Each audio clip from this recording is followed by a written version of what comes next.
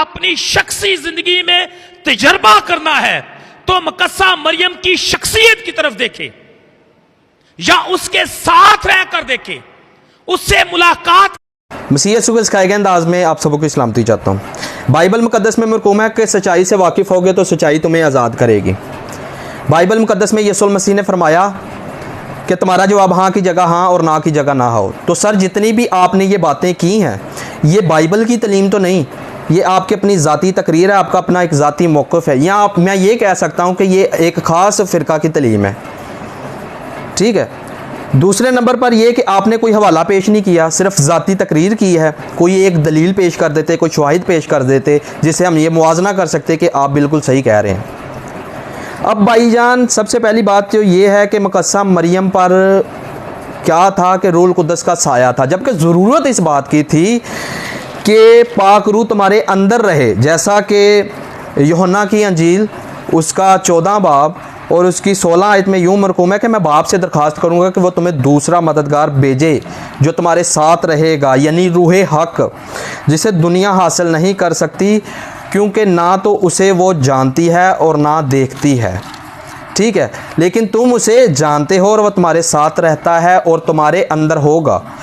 अब मेरा सवाल आपसे ये है कि यीशु मसीह जब सौदे आसमान पर जाने से पहले ये कहते हैं कि तुम दुनिया की इंतहा तक मेरे गवाह रहोगे, तुम रूहुल कुद्दस का लिबास पहनोगे। ठीक है, तो आप ये वाज़ह कह देते, मुख्तसर कह देते कि मेरे जाने के बाद मुकद्दसा मरियम से मिल लेना क्योंकि वो रूहुल कुद्दस है। या जब 120 की जमायत में रूहुल कुद्दस का नज़ूल हुआ, ठीक है, तो मुकद्दसा मरियम तो वहाँ पहले ही मौजूद थी। यीशु मसीह ये भी तो फरमा सकते थे, या मुकद्दसा मरियम ये कह सकती थी कि जिसका तुम वेट कर रहे हो, इंतज़ार कर रहे हो, वो मैं हूँ।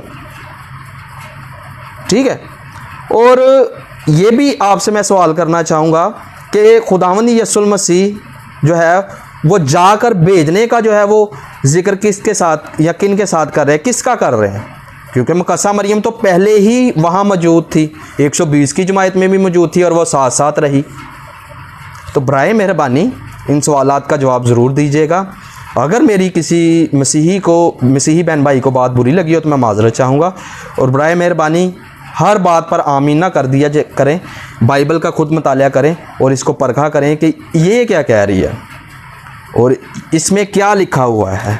इन्होंने रूहुल कुद्दस को मुकद्दसा मरियम से मिलाने की कोशिश की है, और रूहुल कुद्दस क्या है? जो तसलीस का तीसरा इकनोम है, जिसे हम खुदा कहते हैं। तो लगाएं साहब ये क्या कहना चाह रहे हैं। God bless you.